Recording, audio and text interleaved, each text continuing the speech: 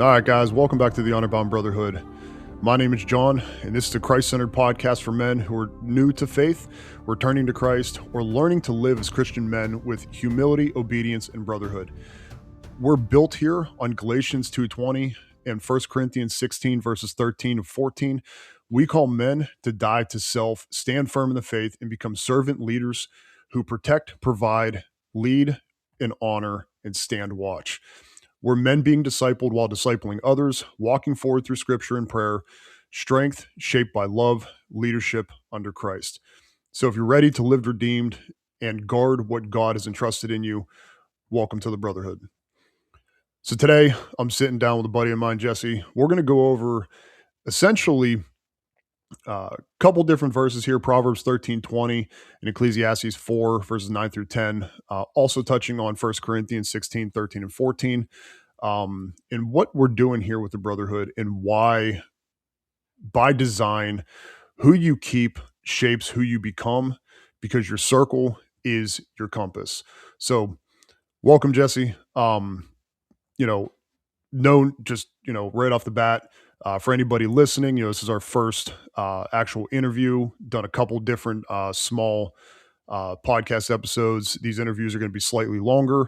For anybody listening in, both of us are also with another buddy of ours, Ray Ward, on the Shaping Shepherds podcast. Released our first testimonials episode last week.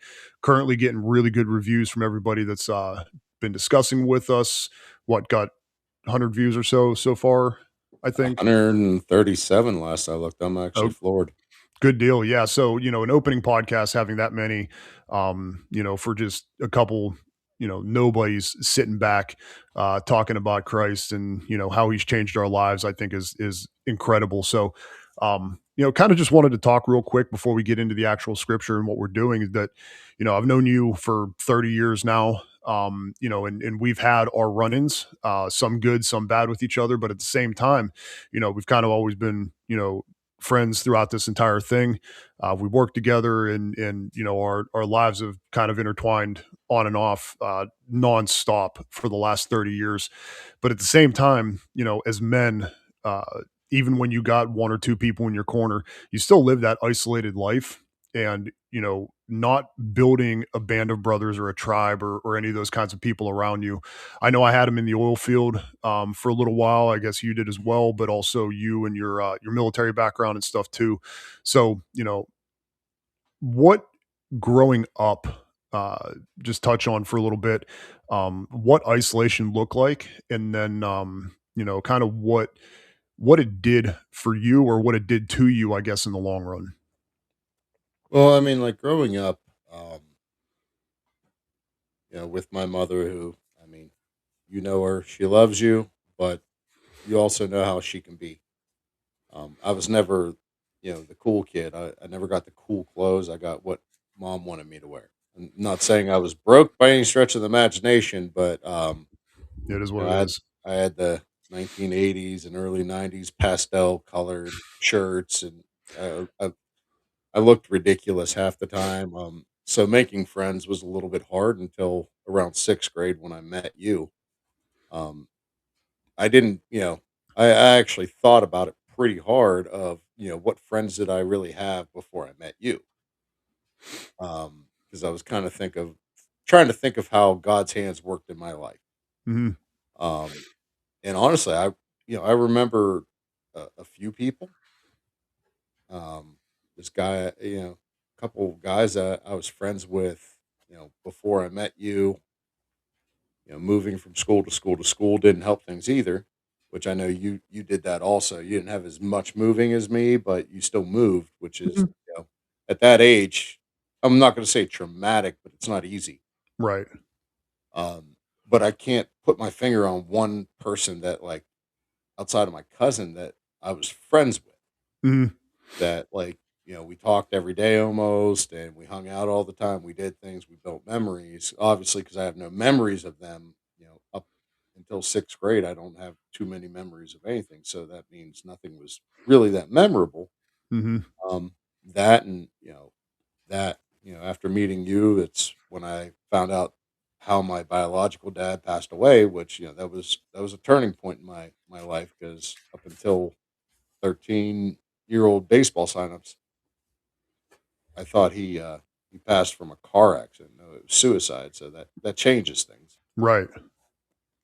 Um, but early on growing up, people think that the only way you have it bad is if you're poor, which we had stretches of that also. Oh yeah. Um, with with how my stepdad, who I've called dad since I was 3 or 4 years old, with how he spent money, there was definitely some times of struggle. Lights weren't always on, just just because of horrible spending habits. But Right. yeah, I mean that's pretty much where I'm at today. Yeah, and I mean, on my side, I was kind of always a loner growing up. Um, been an introvert my entire life, and kind of always sat back and you know sat in the corners and listened, but didn't really engage a whole lot. Um, you know, kind of the black sheep or the outcast for a really long time, and you know, did that throughout a massive portion of my life, even living up into my career, after school and stuff, where uh you know everything that I did was very I'd rather do it by myself than have to worry about having anybody else around me helping out and partnering up with anybody and that kind of stuff. And those types of situations, really kind of put you into a really into a bad place. And isolating yourself in all of the situations that you're in kind of really allow for struggle to rear its head, but also, when you do struggle and you don't have anybody to fall back on at the time, um, it causes spirals a lot as well. And I mean, I don't know about you, but I mean, I went through, a couple years where there were massive amounts of spirals. And, at that point, because I didn't have anybody really around me, um, I think that, and not having anybody, and I got my wife and, my kids and stuff like that, and they're amazing. And they really kind of kept me from going off the deep end. But at the same time, it's always good to have those brothers and those friends that have that unbiased, unlinked opinion where, maybe you can kind of smack you around a little bit and get you back in line. Right, But, you know, there was because of that, what was it, 2021, 22 during the pandemic and stuff like that. Was working at a hospital in a safety role, and I was just miserable, and I was locked in my office, a good part of the day. Wasn't really interacting with anybody, didn't have good relationships with the people that I was working with and stuff. And, it really caused some major issues. And at that point, and politics was a huge part of everything that was going on around us, along with the pandemic and everything. And I kind of made a conscious decision at that point where I really didn't have, brothers or anybody around me, but the people that were around me, I made a conscious effort at that point that I wasn't going to associate with people that weren't involved in the greater mission, right? You know, right, people that weren't going to be intertwined in what I wanted to do moving forward. I got very heavily into self help, and you know centered a lot of what was going on around myself, which unfortunately, I kind of realized was a lot more of idolatry, not in an actual, statue, but more in uh, yourself and your works and your what you're producing, and that had its ups and downs as well. But in the last year, I'm kind of building up into where uh, Christ came into our lives. Because same with you, Jess. Probably within the last 6 months or so, where we've had a complete 180 in our faith, and kind of separately, which is really cool. Where we kind of came to this different conclusion together, but you know, I'm seeing that the Bible, reading every day, going through devotions and just interacting with people that are positive, healthy minded, uh, Christ centered people are have really changed my positive outlook on life. And looking at Proverbs 13 verse 20 says, "Whoever walks with the wise becomes wise, but the companion of fools will suffer harm." And a big part of that is and we're learning as we go with Yeah. Scripture. So if anybody listening to this thinks differently, any of the feedback is awesome, is completely welcomed. But As long you as know it's respectful for the most right, right, exactly. Looking for respectful feedback, because teaching and learning is the part of this, is where as we're walking through Scripture and as we're walking through this together.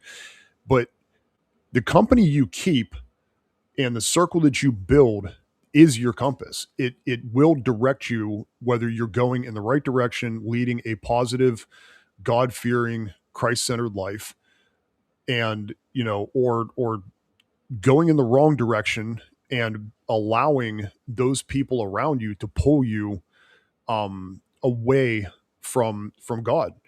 And I think that's a huge part where the companion, but the companion of fools will suffer harm.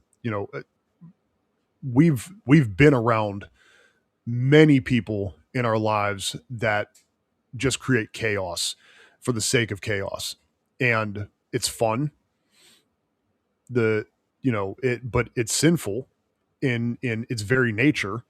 And now, as I'm becoming you know getting more into becoming a Christian and everything else, seeing some of that and interacting with some of that, there's conviction there where you immediately feel like that this isn't right. Yeah. So I mean, what do you think, when you read that, whoever walks with the wise becomes wise, but the companion of fools will suffer harm? Like, what examples, what do you hear out of that? Well, I mean, my cousin put that on me. Not that exact verse, but Psalms 1:1 through 4 touches on that also. And I'm not as well versed as he is. But what I took from it, and it's paraphrasing, is one of my favorite quotes. And I used to preach this to our now 18-year-old because he was hanging out with some idiots for the most Yeah. part. There's no nicer way of putting it. And all I told him is if you hang out with 9 millionaires, you'll be the 10th. If you hang Right. out with nine dumbasses, guess what you'll be? The 10th. Right. Um, I've always believed that. I didn't know it was biblical that you are the company you keep. Right. Um, that's why I've over the years been drawn to stronger men that reminded me more of my grandfather. My grandfather was the strongest man I've ever met, and he Right. never had to raise his voice. Now, some of it maybe in his position, he was the vice. He was a high executive. Hmm. Um, so some of it may have been positional that they were just respecting the position. I don't believe that's entirely it. He had a demeanor to him to where when he spoke, whether you agree with it or not, you're listening. Right. And I mean, that man yelled at me once in my entire life before he died. And you want to talk about the fear of God? That day he yelled at me. Wow. Hey, whoa, you want to see me move? Right. Usain Bolt, watch out! I would have passed him up 3 times and lapped him. Um, but he wasn't that. But he was so humble. He had so much power in the corporate world, but Right. he never bragged about it. He just he just went about that. That was his job, and he carried himself in his personal life the way he did in his job. And I try to find people in my personal life that kind of remind me of that because I haven't had that since he passed in 2002. Yeah. And it's crazy to think that I haven't had him for 23 and a half years Jeez. now. Yeah. Yeah, man, I'm old. Believe it or not, anybody that's watching this, my hair was at one point brown. And It's been a then while. I, I forgot. then I met my fiance. Well, Um, sorry, Kim. Still love you, hon, but your fault. Um, But no, the company you keep goes a long way because, I mean, God can put the right people around you, but so can Satan. Yeah. Um, it goes both ways, and you and I have talked about this off air. Of you know, I do believe there is true evil in the world. Hmm. God is not putting true evil on the world. Only Satan's doing that. So if you're hanging out with people that maybe some of them aren't true evil, but some of them may be, there could be people that you just need to bring to Jesus and they'll change. But there's other people that uh, I hate to like bring up, like, there's serial killers that found Christ before they died. It's Right. hard for me to stomach that. Right. That Ted Bundy, 30, 40 women he killed. Right. He was saved before he died. No, um, Right. no, that man was evil. That man was a demon on earth. It's hard for me to think that you could live a life like that intentionally, Right. um, and still get the fruits of people that maybe watch some pornography or something. Like two and They're two not. aren't the same. Yeah, No. No. those It's aren't not two the things. same. Yeah, and I think the only thing I think is I differ in that sense of what you were saying is that God put man on earth in His image, right? So everybody has the intention of being good, but because God allows free will, some people choose one way or the other, and He's not going to force their hand to automatically always pick the good. Some people are just going to naturally continue to pick bad things over and over and over again because Satan's going to go ahead and put that in front of them, and they're just going to be weak and and continue to pick that. Men in general, and here at the Honorbound Man, like, you know, 1 Corinthians 16, 13, and 14. And I like going off of this one. We're going to the 16 was a 16-13 men's conference later on this year. But, men are here to be watchful, stand firm in the faith, act like men, be strong, and let all that you do be done in love. But at the same time, that free will allows people to pick decisions that are not good decisions. And they're not going to be saved because of what their outcomes are. But yeah, I mean, I'm in the same boat as you, where there are some people that I have a really hard time thinking about. One of the big things that brought me to Christ, outside of a very long transition, I think, in 2025, where I kind of saw a lot of this occurring, was on my anniversary. I was sitting there when Charlie Kirk was killed. And, when I got that news coming over, and then a couple days later, Erica goes on and says, I forgive him. Now, that forgiveness, I think, is more in the sense of allowing herself to have a clear mind and a clear heart and be led by God to be able to continue to move on with her life, with her kids, and be able to be fruitful and process things. That's fine. At the same time, later on in life, to think that that man that did that, if he were to find God, change his life, live a long life in prison or whatever, um, and suddenly be saved to meet you up there in heaven and walk the same walk. Because once you're in heaven and you're saved, essentially all negative sin, all bad deeds have been washed clean, right? So, like, yeah, it is. It's extremely hard for me to sit back and think that that's even a possibility. Yeah, I mean, it's very loaded, and I guess it's a person by person basis, which is great for us. God already has that figured out. It's something that we can debate here on Earth until we're blue in the face. I mean, Right. personally, same situation as Erica Kirk. I'm gonna have a lot of trouble forgiving somebody that just took my spouse in cold blood. Right. in front of me, no less. Um, that it's unfathomable to most people because most people aren't in that situation. Um, and I'll never get into the politics, on it, especially on shows like this. But um, having, to me that, and hopefully, she was genuine in that I forgive him, and now it's on God to forgive him. Right. Um, and I've touched on this. If you guys want to hear my full testimony, you know, tune in to Shaping Shepherds first. I'm not going to go into it because it's way too long. But Right. to shorten it down, I've been to jail many times, and in jail there's a thing called jailhouse religion, where guys are sick of being in there. They start reading the Bible thinking it's going to help them. I was one of them. Oh, please get me out of here. Now, what do you think guys on death row or serving life in prison are doing? Um, I can only imagine being a murderer.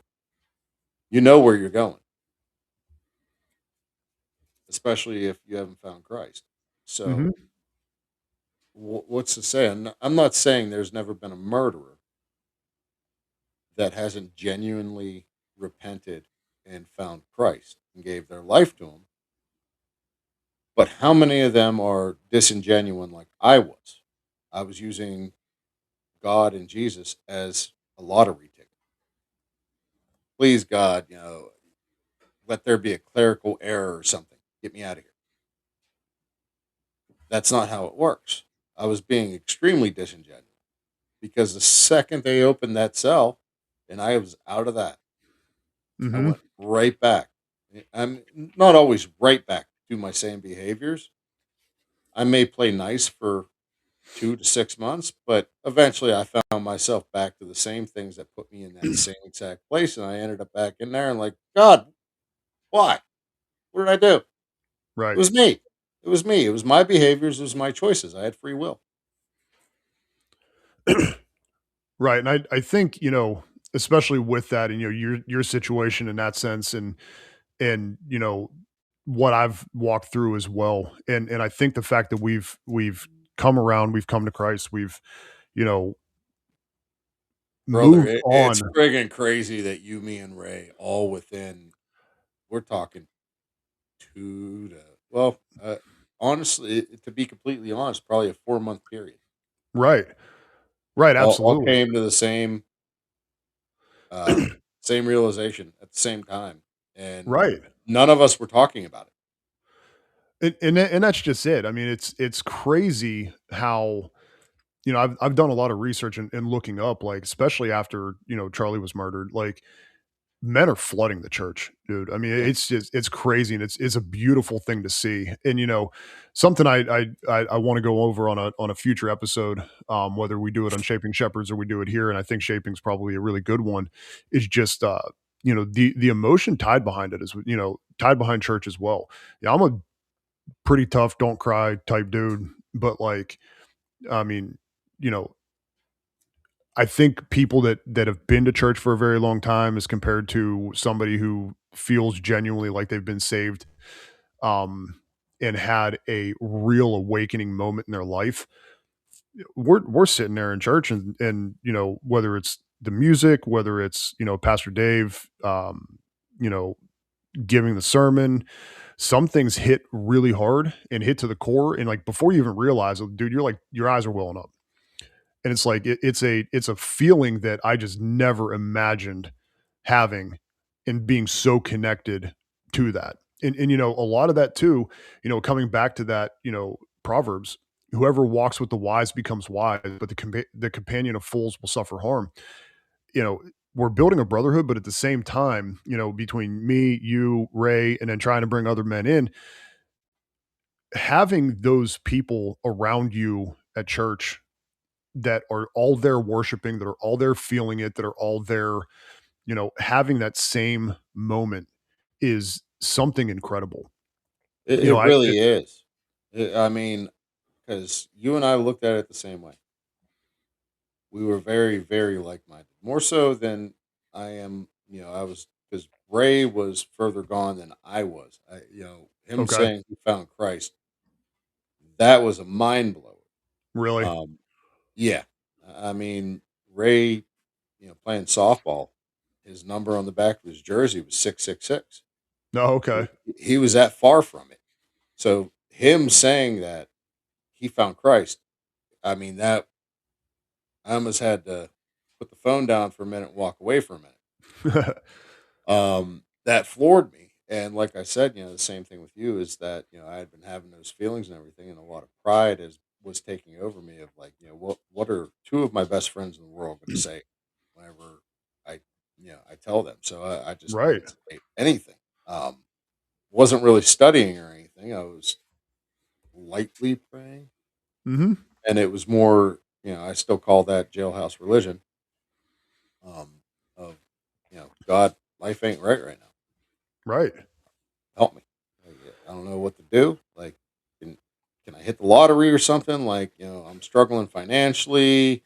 Like, can I get a huge raise at work or something? Like, dude, something's got to change.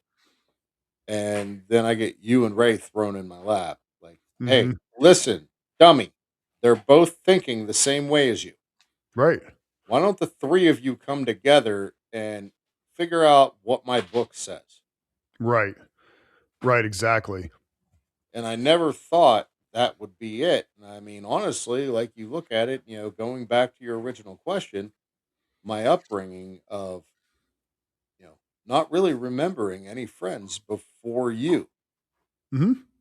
Um, that's God's hand. I mean, he's playing 3D chess at that point Oh, yeah.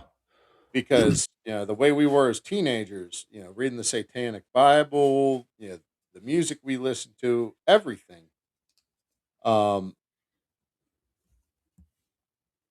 for him to know, and I truly believe he knew that we would come to this in our 40s, Right.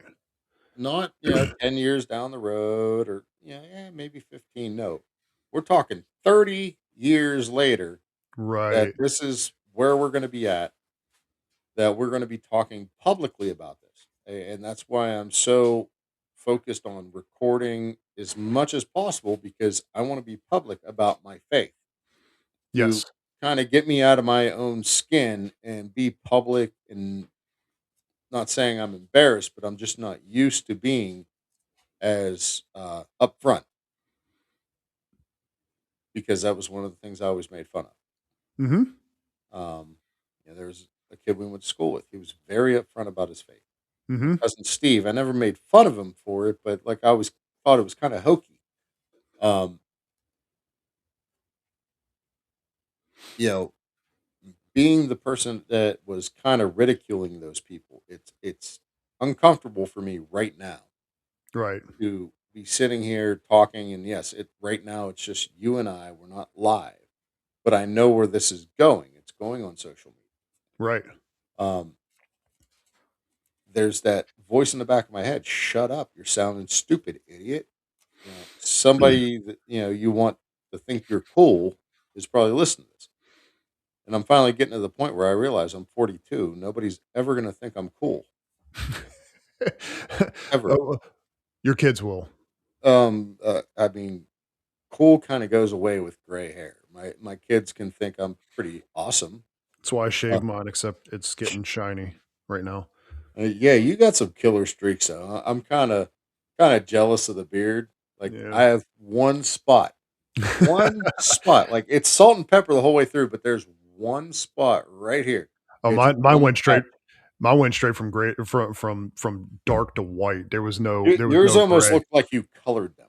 Like there's just like streaks that go down. It looks Yep. pretty cool. I'm pretty It's jealous. getting it's happening faster and faster anymore.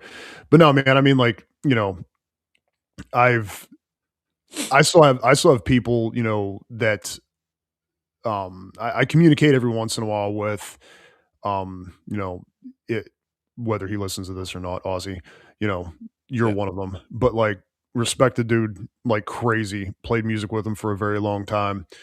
He's on the opposite spectrum, I think, from what we've always been. And he's one that I respected a lot to the point where coming out publicly on Instagram, is what was tough because, you know, he was one of the ones too that I hesitated. It was like, "Oh, man, what's he gonna think of this?" Like, he knew me, 20 years ago when I was an entirely different person, and with a different attitude and a different, belief system and everything else, and yeah, I mean, but at the same time, I've talked about this with some people is that, and I talked to my wife, I think, not too long ago, was like, you know, I firmly believe since being a Christian that a lot of what we dealt with growing up, you know, I'd I would sit there and I would sit there and pray for God to take away the pain, and he never did, so I never believed him.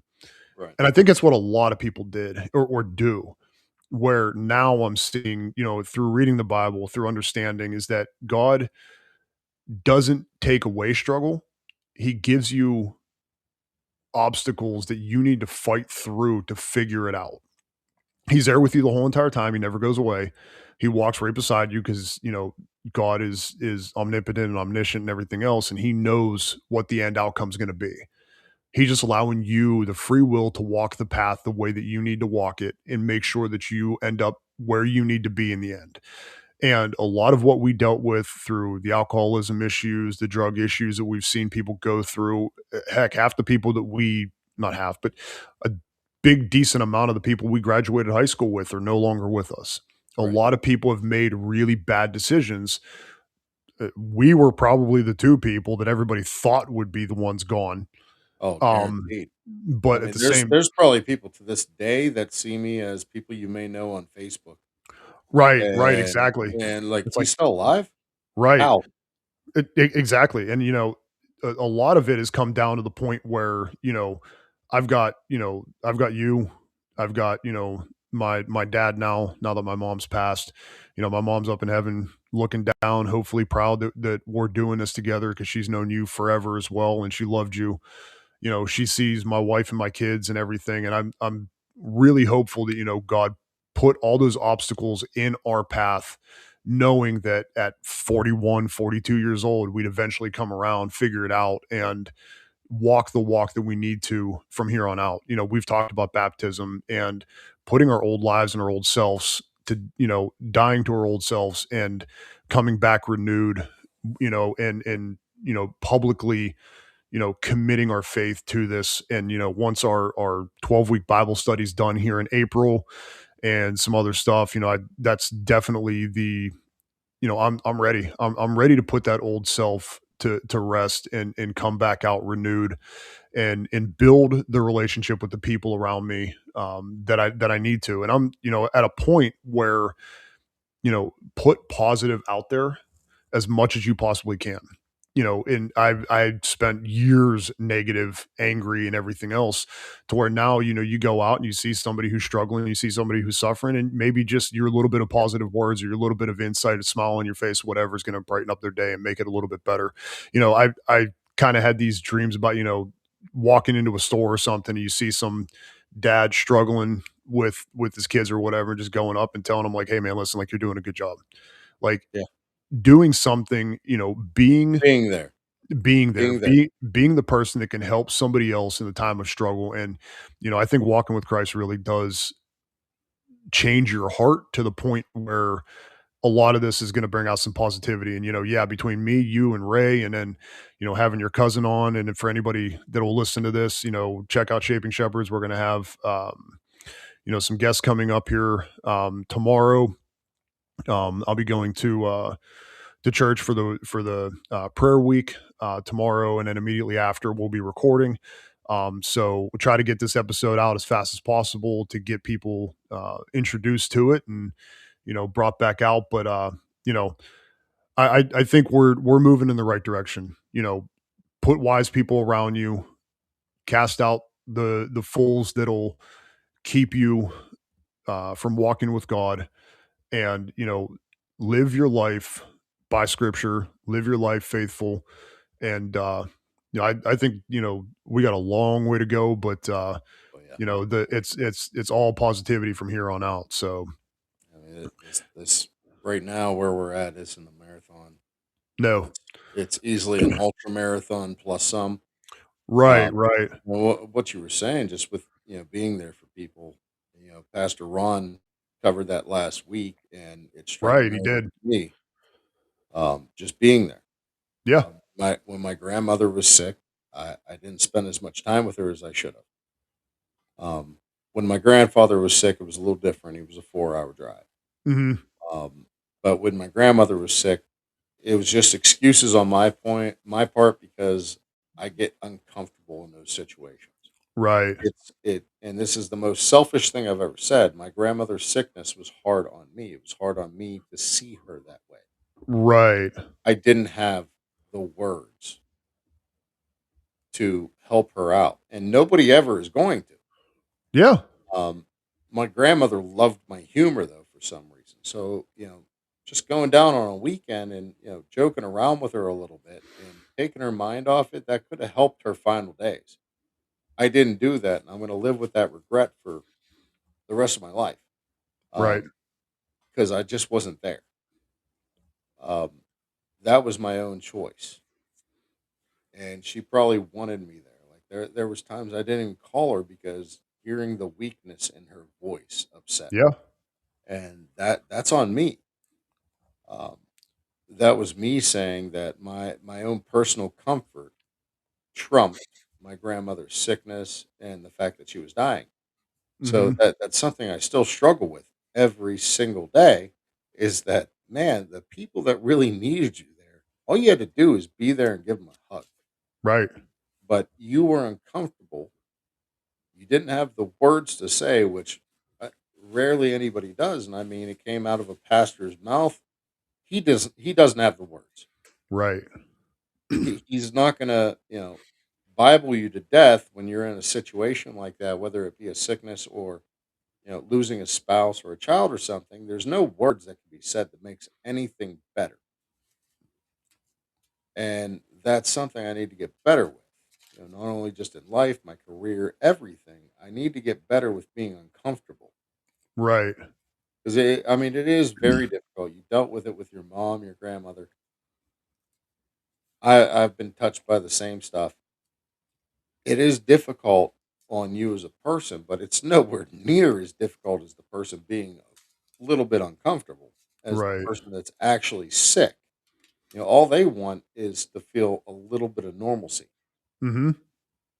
And I didn't, I couldn't get out of my own comfort zone long enough to go and take time or even give my grandmother a call. So, like, if anybody listening to this right now is dealing with a family member or somebody that has experienced a loss recently, call them, go Right. visit them, take them to lunch, do whatever, you just be there. You don't have to say anything.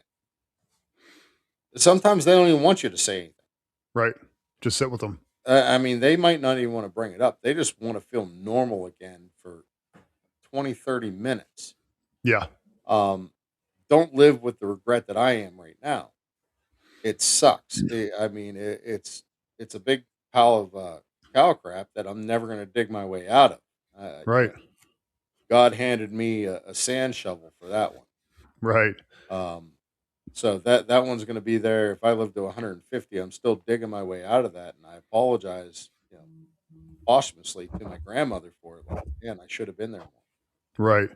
But I can't stress that enough. If you're dealing with somebody that is, sick or has just lost somebody, screw you and your uncomfortableness. Right. It doesn't matter. Go spend time with them. Being there is 99% of the battle. You're not going to have the words. Nobody ever does. Right. Exactly. And I've dealt with the same thing, with my mom passing and stuff where um, I dealt with it with your it's mom too. I mean, right. your dad lives. I have to pass your parents' house to get to my dad's house. Right. I don't want to bother. I don't want to show up on an. I don't have their number. I don't want to show up Yeah. uninvited. Yeah. And It your dad told me at her funeral, Jesse, you could have stopped anytime, right. Yeah, anytime. He's like, you're another son to us. right. That It just made me feel worse, but I mean, it made eh me feel better in some respects too, though. They right, still right, recognize me as a kid that they basically raised, also. right. And, I've had that conversation with my dad too, where I can deal with I can deal with hard conversations on a daily basis at work that are aggressive conversations. I Right. don't shy away from those very uncomfortable things from a leadership perspective that people don't like doing. But when it comes down to the emotional side of things, that's where I struggle. And Yeah. I dealt with it with my dad as well. I mean, after my mom passed and stuff, I didn't communicate with my dad as often as I should have. I didn't reach out to him as often as I Mhm. should have, and I still don't. And a lot of it comes down to, oh, there's so much going on in my life that, between, family, kids, work, you know, podcasting and writing and reading and going to church every Sunday and everything else. And it's just like I lose track of time. And then suddenly it's like I haven't talked to my dad in a week.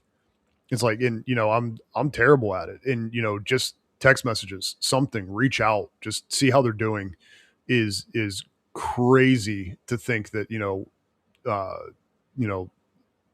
it's taken me this long to realize it. And and a lot of that too, but before I found Christ, I mean, it never even crossed my mind. Now the conviction, the emotion that it hits is just like I haven't called him. Like it's a different feeling of just pain, thinking that I haven't been the good son that he needs to, to know that he's there as well. Yeah, I mean, So it's we forget that we're not the only ones grieving. right, right, Uh, exactly. So I this, mean, he knew your mother longer than you did. right. You know, Mama K, as I called her, that was the love of his life. Oh yeah. Uh, and I could see, when I hadn't seen him for years, and at your mom's funeral, I could see two things. I could see a man in grief, Mm-hmm. but I also saw a man that was kind of a little bit relieved, Oh yeah. Years of because cancer.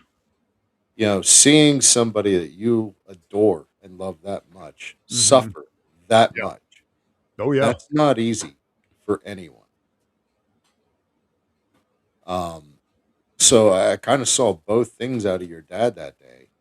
Was that yeah, his life just took a complete 180, Yeah. and that the woman that he loved and adored for pretty much his entire adult life. How long were they married? Just over 40 years somewhere in that Yeah, area. I mean 40 years. Your camera's gonna Eh, fall. yeah, yeah, yeah. Brantley's new nickname is Big Dumper. He's trying to squeeze by the chair that I have my camera bolted to, Oh, nice. and he's shaking it all over the place because his whole body will make it pass, but there's one body part that won't. That's all good. But But I mean, yeah, I mean, so, you know, uh, kind of, I think going back to what you were saying earlier, I kind of chimed in a little bit. A lot of what we've done, where we've come from, where we're going, where this mission, between us and the Honorbound side, and then the Shaping Shepherd side, and we'll get Ray over here as well.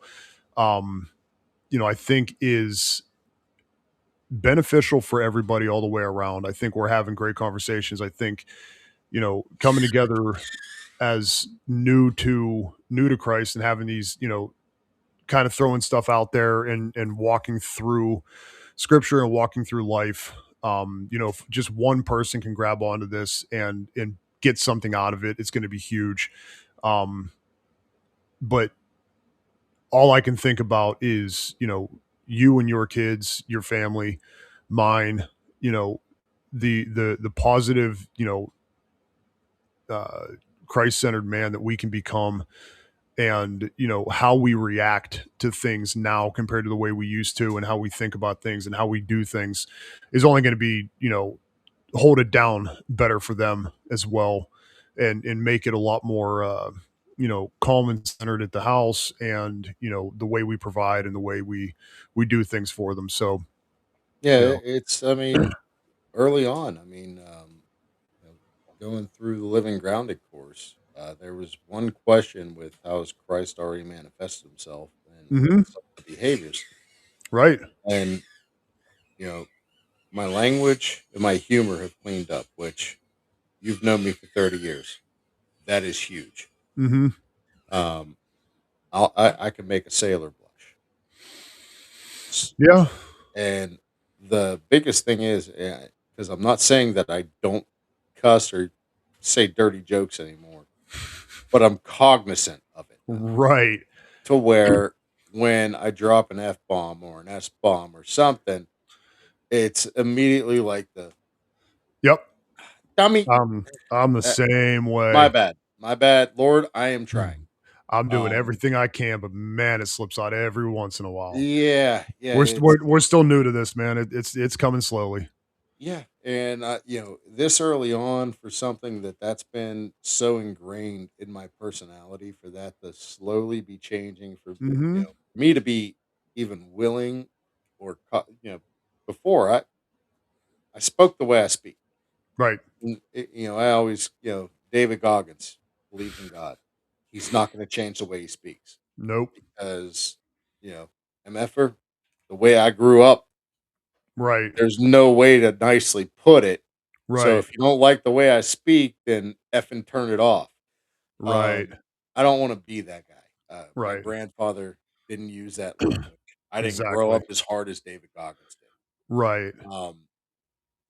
You know, grew And up with it some is. strives, but nothing like what he went through. So I don't feel I need to use that language to get my point across, whether it be at Right. work or at home or anything. But I don't hold it against people that do. I'm never going to Right. correct somebody. "Hey, you really shouldn't say that." Right. Um, they can come to it the same way I did. Yep. But the fact that it even crosses my mind after it slips out of my mouth shows that he's already doing something. Right. He's The already heart. saying, remember what you said. One of the things you wanted to change was, Right. yeah, you're The right. heart's changing. Yeah, I know, you know, there was almost a time where, everybody a couple years ago was like idolizing and worshiping Goggins over a lot of stuff. And, you know, people were overinflating their intensity to try and give off that vibe of how hardcore they were. And, You're never going to match him. no, no, he's an No point in individual trying. person. No, he's an individual person, but, yeah, the people that you should imitate, whether it be, your grandfather, my wife's grandfather was an amazing man as well. So was mine, so was my dad. Like, idolize, or not idolize, but look up to and imitate in the image of God the people that are positive role models, that are good men, and that take care of their True. family and everything else. And, again, you know, the people you keep around you, it doesn't need to be, 10, 20, 30 people. It can be one.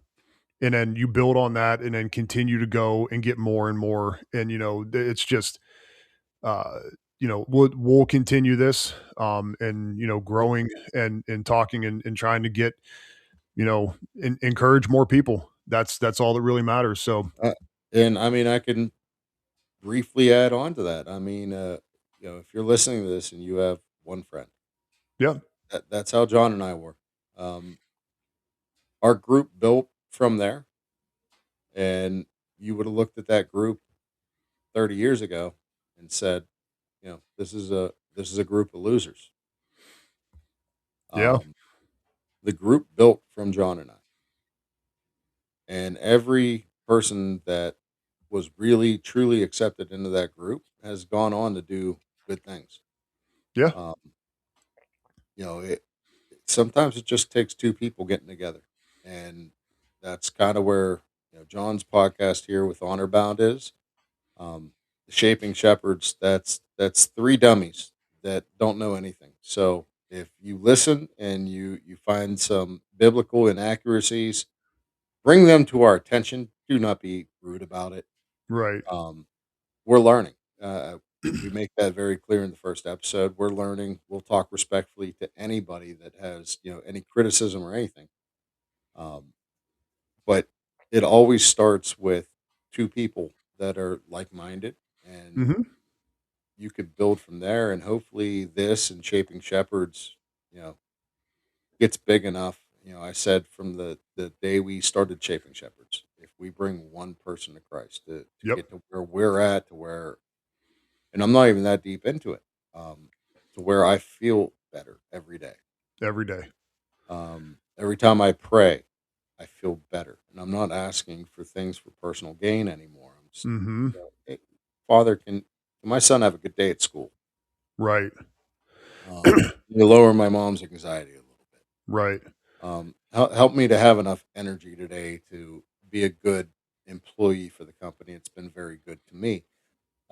Just small things. I'm not Mm-hmm. asking, hey, Powerball's up to 179 million, dude. Like, can you hook a brother up? Give me just like give me just like a tenth of a percent of that. Like Yeah, yeah, yeah. I'm good with any of that. I mean, honestly, Father, if you want to put that on me, I'm not going to say no. right.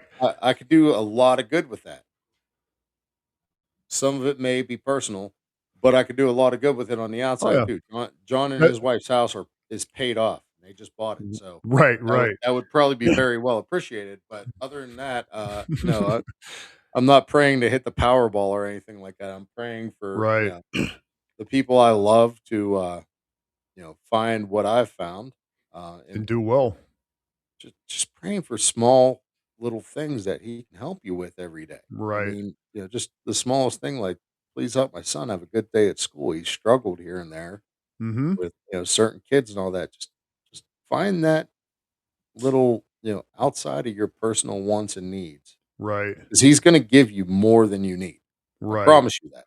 I believe that wholeheartedly. No matter what anybody's going through, at some point you will get more than what you need, and you're going to smile and say, "Man, I wasn't expecting any of that." Right. Yeah, and I'm the same way.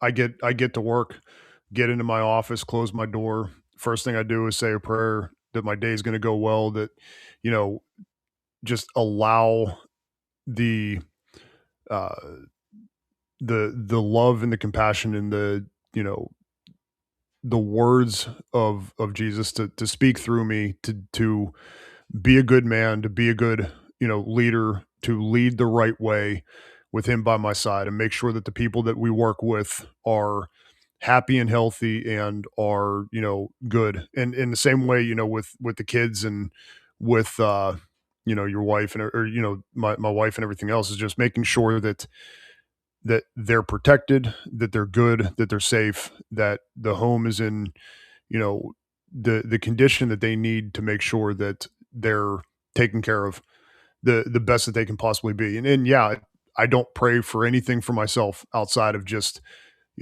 walking through day by day to be a good person that exemplifies and Christ can shine through. So, Yeah, I yeah. I'm the same way, because you know people are going to see this that work with us. Some people that we work with are not easy, right. We work in the oil especially, field. It's what it is. especially in the roles that John and I are in the We're not the viewpoints of liked it. ones. Yes, not exactly. So right.